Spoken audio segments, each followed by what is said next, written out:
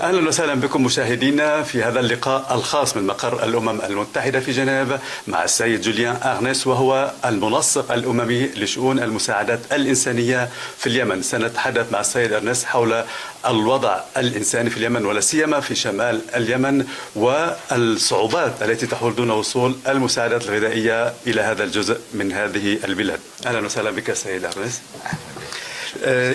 السؤال الأول حول الوضع الإنساني في اليمن وتحديدا في شمال اليمن. كيف يمكن قراءة هذا الوضع اليوم؟ ما هي الصعوبات الموجودة في اليمن من حيث نقص المواد الغذائية؟ De façon générale,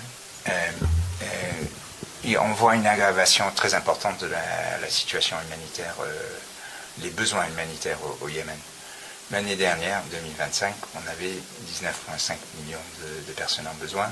On estime que cette année, ça va être 21 millions. Maintenant, qu'est-ce que ça veut dire? C'est les grands chiffres. Qu'est-ce qu'on comprend de ceci?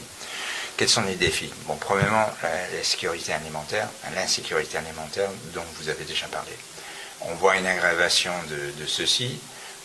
De plus en plus de Yéménites avec ce défi.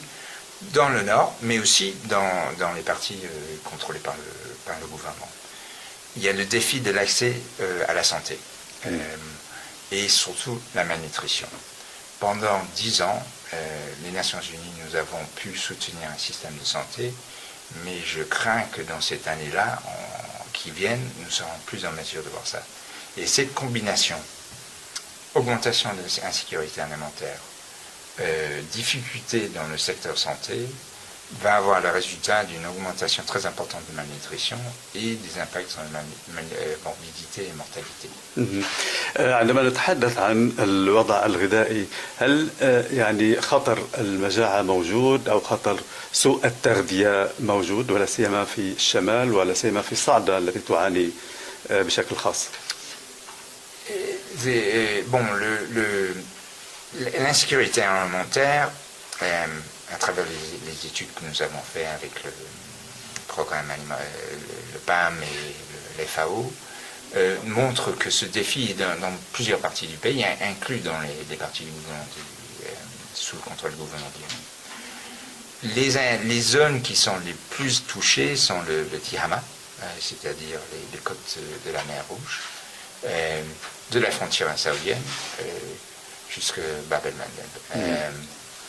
Et ceci contribue principalement à la malnutrition. Mais comme je vous ai noté aussi, il y a d'autres éléments qui contribuent à ceci. C'est très inquiétant. La malnutrition a toujours été un problème au Yémen.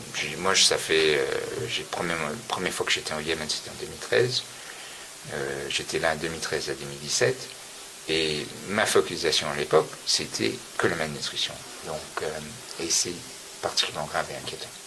لماذا لا تصل المساعدات إلى اليمن؟ هل هي فقط أزمة مادية، التمويل، الدول المانحة، الوعود التي لا تحترم، أم هناك أسباب أخرى متعلقة ربما باحتجاز عدد من الموظفين التابعين للأمم المتحدة في صنعاء؟ Il y a deux grands défis pour l'assistance humanitaire au Yémen. Un défi qui est un défi mondial, c'est la difficulté de soulever des financements pour l'assistance humanitaire de façon générale. L'année dernière, le plan humanitaire a été financé à 28%. Ceci est plus ou moins la même situation que les plans humanitaires mondiaux. Le taux de financement est aux alentours de 30%. Donc il y a ce sous-investissement abrupt, soudain, dans l'action humanitaire, à cause des décisions de divers membres étatiques. On voit un changement de l'attitude des États membres par rapport à l'action humanitaire. L'autre difficulté, c'est nous avons actuellement les Nations Unies, nous n'avons pas les conditions de travail pour pouvoir travailler dans le Nord. À Sanaa, moi j'ai passé beaucoup d'années à Sanaa. Mais là, actuellement, j'ai 73 collègues qui sont détenus, certains parmi eux qui sont détenus depuis 2021. Il y a un collègue qui est décédé en prison. Il y a encore plus de personnes détenues parmi les ONG internationaux. Et nos bureaux sont saisis. Les bureaux du PAM et de l'UNICEF, on n'a pas accès à ceci. Des véhicules ont été enlevés. Radio, téléphone, ordinateur, ainsi de suite. Il y a une crainte parmi les autorités par rapport à tous ces outils que nous avons besoin pour faire notre travail, que nous utilisons partout dans le monde, que ce soit à Gaza, que ce soit au sud de Liban, où personnellement moi j'ai travaillé en 2006. C'est donc le dispositif de sécurité qui est nécessaire pour une agence unitaire d'agir, qui est le même dispositif partout dans le monde, semblerait-il générer un grand problème. لنكون صريحين في هذا الموضوع تحديدا، هل يعني اعتقال مجموعة من موظفي الأمم المتحدة هو شرط، يعني إطلاق سراح هؤلاء هو شرط لإعادة توزيع المساعدات الإنسانية في شمال اليمن؟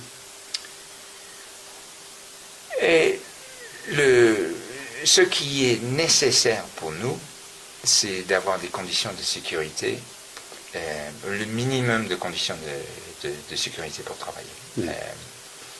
Et évidemment, le fait qu'on a 73 collègues détenus, c'est les leaders des Nations Unies, inclus le secrétaire général lui-même, se posent des questions sur est-ce que nous sommes en mesure de travailler. Il y a plus de collègues détenus des Nations Unies au Yémen que dans tous les autres pays du monde. Et ce n'était pas une seule détention, c'était en 2021, en 2023, en 2024 et devant 2025. Donc ça c'est notre élément, c'est on doit avoir une certaine يعني بشكل آخر هو شرط من شروط إعادة توزيع المساعدات في شمال اليمن. C'est-à-dire, pour que moi je puisse travailler, pour que moi je puisse demander à un collègue de travailler, le collègue a besoin de minimum de sécurité. Je réponds. S'il y a d'autres acteurs, mais en même temps, moi ça c'est les agences unitaires. Moi je suis le coordinateur humanitaire et je coordonne avec toutes les agences, inclus les ONG. Si d'autres acteurs peuvent faire le travail, on est en train de voir ce qu'eux ils peuvent faire, mais ces autres acteurs ne vont jamais avoir les mêmes capacités des Nations Unies. Donc il y a un vrai défi là. كم موظف حتى الآن لا يزالوا موجودين في شمال اليمن موظف أممي؟ Des Nations Unies. نعم. Bon, عشرات مئات. Non. Ça dépend, parce que bon, on est divers agences, etc. Mais fin de l'année dernière, on était à 1200. Deux tiers des... الآن كم موظف؟ Non, je dis, là, à peu près il y a un mois, on était à 1200. Et par rapport, dans le pays en total, 1800. يعني أفهم من هذا الرقم أن هناك يعني أكثر من 1000 موظف في اليمن وفي شمال اليمن، هناك 73 موقوفين، بمعنى أن هنا يعني توقيف هؤلاء هو ليس لمواجهة الأمم المتحدة، لأن هناك 1200 آخرين موجودين في اليمن، إنما فقط لهؤلاء الأشخاص. هل هذا صحيح؟ Bon, vous savez, ça veut dire 5% de notre personnel. Ça veut dire tout le monde, tous les collègues ont des amis, des connaissances, des maris qui sont détenus. Donc c'est pas simplement la détention en même, mais c'est la peur que ça génère pour tous les autres, pour toutes les familles. Et dans un contexte comme ça, c'est extrêmement difficile de demander aux collègues de dire non, vous inquiétez pas, tout est bon, on continue à travailler. ما هي التهمة التي توجه لهؤلاء الموظفين من قبل حكومة صنعاء؟ Pardon, répétez. التهمة يعني quelle est l'accusation de la part du gouvernement de Sanaa envers ses employés? Ouais. Donc, il n'est pas clair pour nous. nous avons, il y a eu des conventions forcées qui ont été mises sur l'Internet. On a regardé ceci. Moi, personnellement, j'ai regardé ces confessions. Et j'ai eu beaucoup de difficultés à comprendre quel exactement était le problème qui était visé. Vous savez, nous opérons au Yémen depuis des décennies. Ansarallah, moi j'étais là la nuit quand Ansarallah a pris Sanaa. J'étais au cœur de la vieille ville. Et on a opéré dans le nord, à Sanaa, pendant 10 ans. Ils nous savent, ils nous connaissent. Tout le matériel que nous avons, tous nos programmes, c'était mis en accord avec les autorités. التهمة بالنسبة لحكومة صنعاء والسيد عبد الله الحوثي زعيم أنصار الله هي أن هؤلاء متورطون بالتخابر لصالح إسرائيل، التجسس لصالح إسرائيل. Vous avez compris ou... Oui, non, j'ai compris. Bon, vous êtes allé au Yémen? Vous connaissez? Non, jamais. C'est un pays magnifique. Hein. C'est des gens. Je vais le faire. Ouais, Inch'Allah. C'est des gens fabuleux. C'est un pays extraordinaire. Mais c'est aussi un pays qui a très. Ce n'est pas un pays qui a beaucoup de contact avec cette partie du monde dont vous parlez.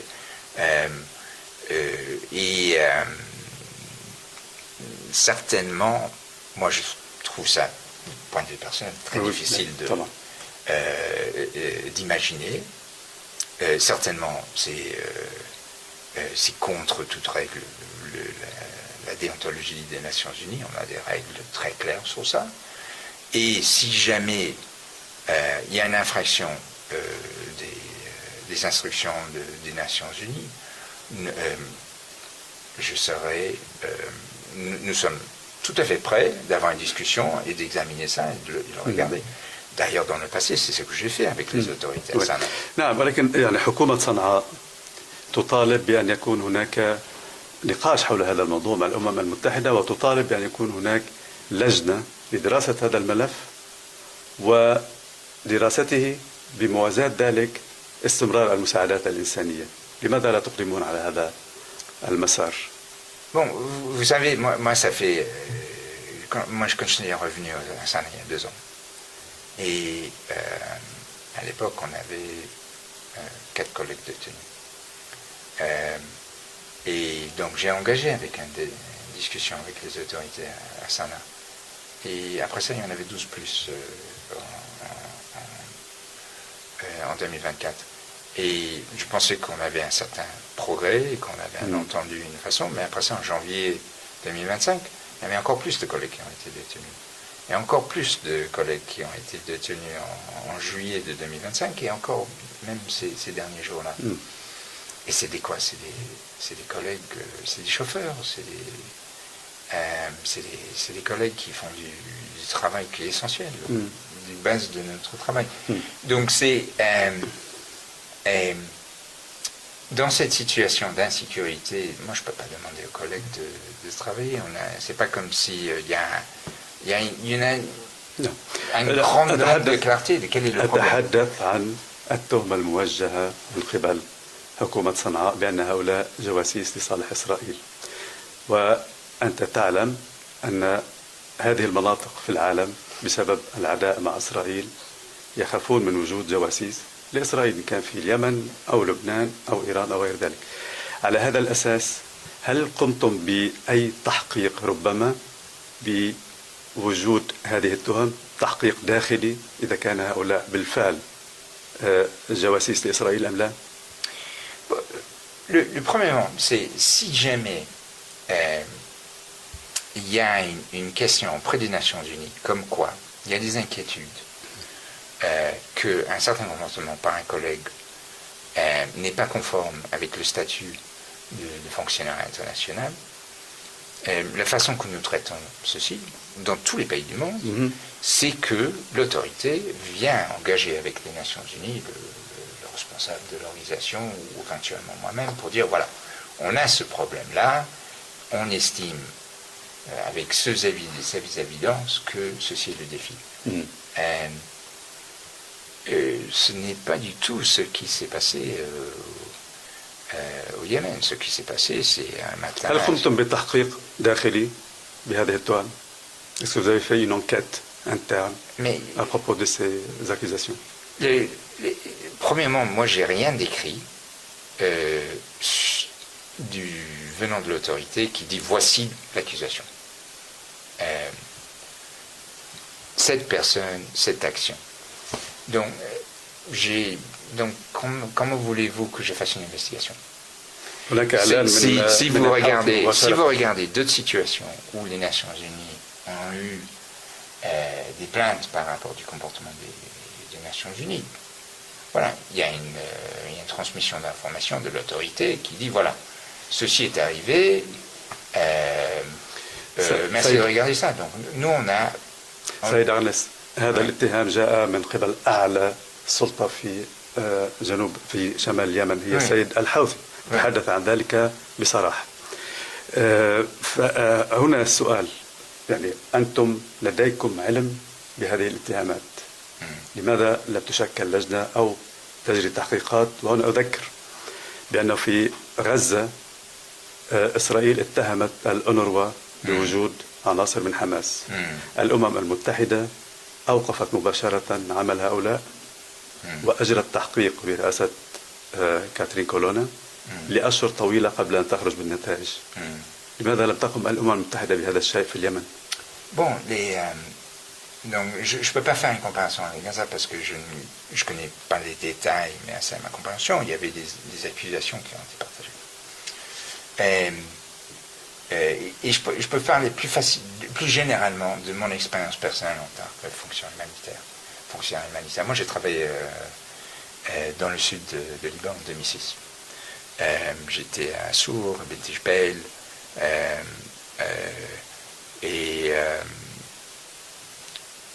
moi j'ai beaucoup de collègues qui ont travaillé à Gaza.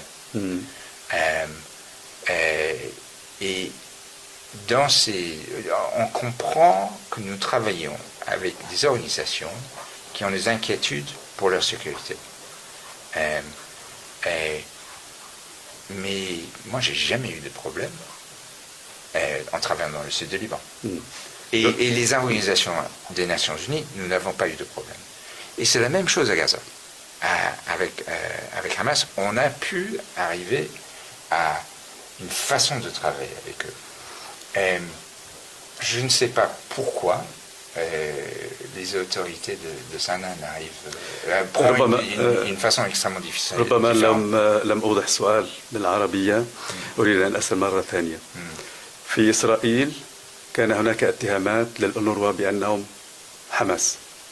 في اليمن هناك اتهامات لموظفي الأمم، بعض موظفي الأمم المتحدة بأنهم جواسيس لإسرائيل. في الحالة الإسرائيلية مع غزة أجرت الأمم المتحدة تحقيقا. لماذا لا تجري الأمم المتحدة أيضا تحقيق مماثل في اليمن؟ Je vais répéter ma question en français. J'ai bien compris la question, mais c'était ma réponse, ma réponse était que nous n'avons pas présenté des accusations pour dire voilà, ceci est le défi, merci de regarder ceci. C'est ça. Sans une accusation spécifique, que voulez-vous que je fasse? أتت من الحوثي مباشرة. Vous savez, je ne pense pas que c'est une façon de travailler à travers les communiqués de presse. Ni pour eux. في الحالة الإسرائيلية أيضا لم يعطوا علم للأمم المتحدة، ولكن بكل الحالات نحن اليوم أو أنت الآن على الميادين، ربما تريد توجيه رسالة إلى السلطات في شمال اليمن. ما هي الرسالة؟ هل هناك مبادرة من قبلكم لحل هذه القضية وإعادة المساعدة الإنسانية إلى شمال اليمن؟ Pour moi, le message, c'est quoi? C'est nous, les humanitaires, nous, les agences tunisiennes, on est là pour servir le peuple yéménite. Moi, je me réveille tous les matins pour dire qu'est-ce qu'on peut faire pour les servir. Et moi, je regarde la dégradation de la situation dans le Nord, et dans le Yémen de façon générale, mais particulièrement dans le Nord, avec immense inquiétude. Ça va être une année extrêmement difficile. Et nous, on veut servir, mais on a besoin des conditions nécessaires pour faire ceci. On espère qu'ensemble, on va pouvoir régler ce problème pour que nous puissions servir les... سيد أرنس، أنت تكرر يعني تقريبا نفس الكلام. هل هناك مبادرة؟ Est-ce que vous avez une initiative pour dialoguer avec les autorités et sur cette question-là, donc بشأن المعتقلين؟ هل هناك لديكم نية لتشكيل لجنة ربما للتحقيق بهؤلاء؟ اليمن بحاجة لمساعدات، ولا يمكن يعني معاقبة شعب يمني بسبب اعتقال 73 شخص. Bon, moi j'ai rencontré beaucoup de leaders de Ansar, avant même qu'ils avaient quitté le gouverneur de Sada. En 2013-2014, je travaillais avec eux à Sada juste après qu'ils avaient pris la ville. J'ai travaillé avec eux quand ils étaient à Amran, j'ai travaillé avec eux, c'est-à-dire en engagement, quand ils ont pris la ville de Sanaa, à travers tous les débuts du conflit, et depuis 2 ans. J'engage avec... je n'ai jamais personnellement, et c'est la même chose avec mes collègues, on n'a jamais eu un problème pour engager avec eux. Et on est là pour cette discussion. Et on a un collègue qui est désigné pour avoir un échange avec les autorités que sur ce sujet. Donc on est prêt. Mais la discussion que moi j'ai eue à travers ces 2 années passées, malheureusement ça n'a pas pu aboutir à adresser le problème. سؤالي الأخير، هل أنتم على استعداد لإعادة توزيع المساعدات وبغض النظر عن ما يجري بمسألة التحقيقات؟ هل أنتم اليوم تعاقبون الشعب اليمني لأن هناك 73 شخص معتقل؟ Bon, vous savez, l'assistance humanitaire, ça n'arrive pas tout seul. Il y a besoin de collègues qui créent le programme, qui fait la livraison. Il y a des chauffeurs qui emmènent l'assistance en position. Il y a du personnel qui fait des rencontres avec les autorités, avec les ONG locaux. Donc c'est pas comme si c'est quelque chose c'est pas comme l'internet. Voilà. On a besoin d'un personnel pour mettre en œuvre ceci. Pour que nous avons ce personnel pour mettre en œuvre des Nations Unies, pour mettre en œuvre cette assistance, on a besoin des conditions de sécurité. C'est à cause de ça que les 2 choses sont reliées. Donc, et maintenant, par contre, il y a des ONG internationaux qui continuent à travailler au Nord.